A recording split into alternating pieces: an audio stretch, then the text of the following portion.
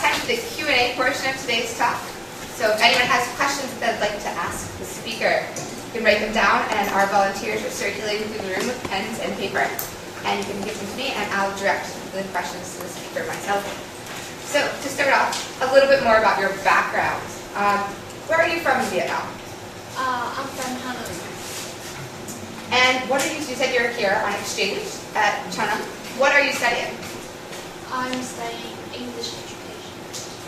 And what do you think of Korea so far? What are your...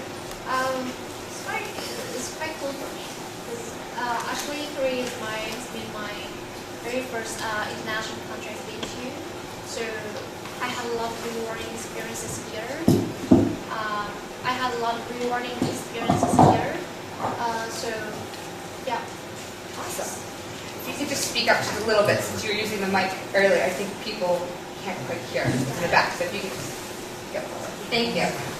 So your topic was a very interesting topic. Really, I know I definitely learned a lot from it. What are some ramifications from the Vietnam War that still exists today? I think they got that sorted out.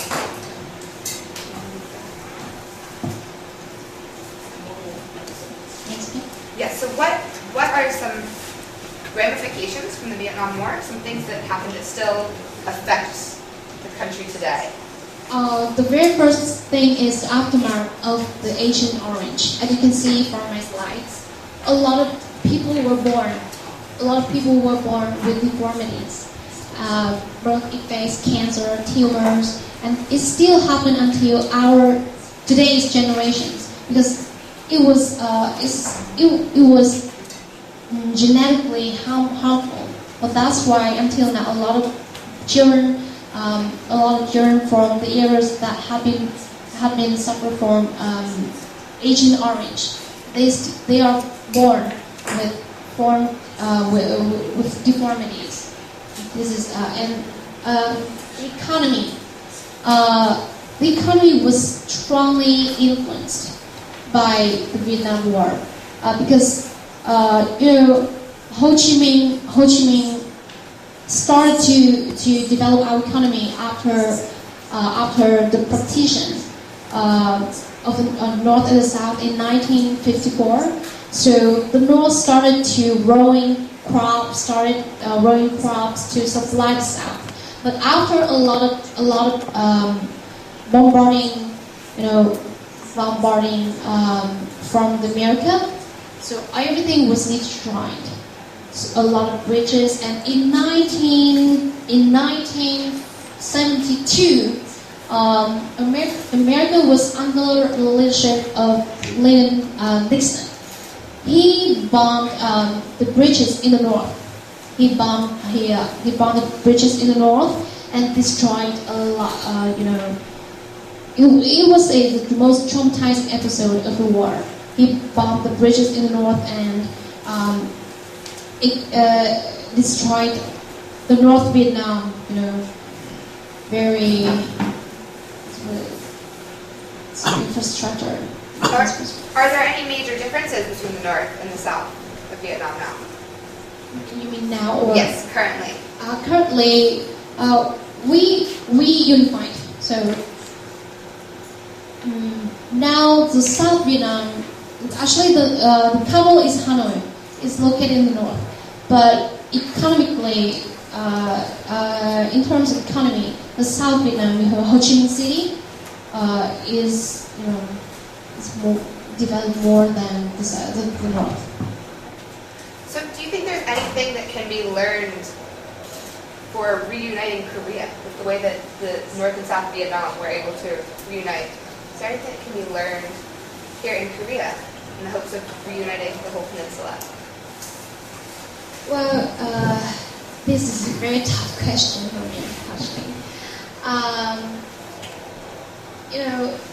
To unify the country, we had to use military forces, but I don't think it's a good idea to use military forces to reunify Korea, the North and South, because back to the past, it's very different from today. So are the diplomatic relations between Vietnam and the U.S. better today? Yeah, it's much better. It's much better, and we have a partnership relationship today.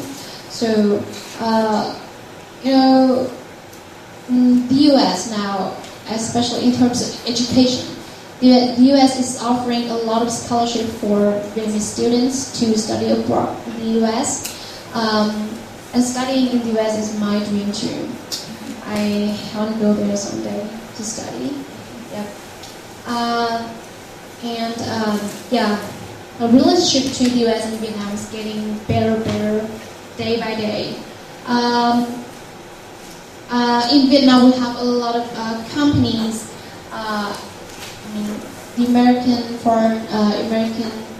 pour a lot of money into Vietnamese companies. Yep, and I think Vietnam now is a promising land for economic development. So all of this, your talk was very, very informative. Did you learn about all this in school, or is this something you're interested in yourself? I learned it from high school, and I've read a lot. So, just to equip me with more knowledge on Vietnamese history. Excellent. So, as a member of the post-war generation, how do you feel about America and Korea and the war? Or is there any sort of anti-Americanism in the younger generations, post-war generation? Well, we are now living in peace, so I don't really feel the war atmosphere. But when I went to the villages, I went to the historical monuments.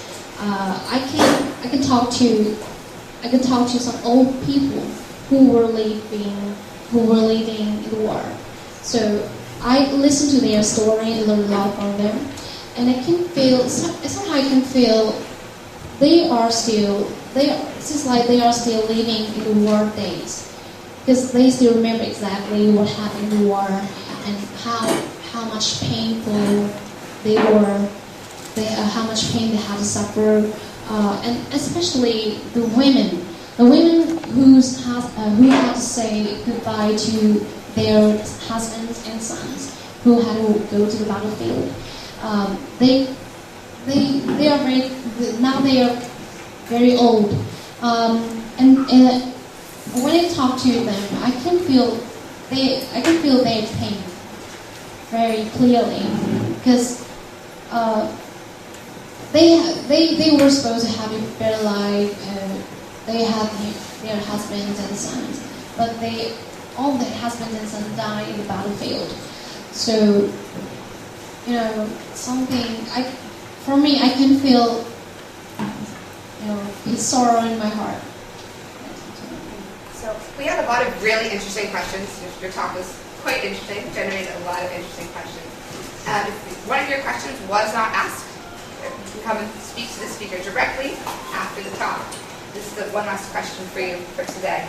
So you said you talked to a lot of the older generations. Did you have any experiences that you heard from members of your own family? Anything from the war? I was a volunteer. I was a volunteer when I was sophomore, and we went to a province in the north to help the families with some children born with deformities. And when I talked to their parents,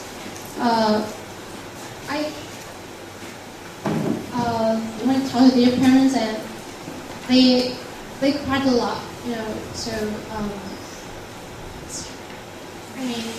in that situation, everyone will feel like, everyone going to. Well, thank you so much for your time today. A wonderful talk. It's my pleasure.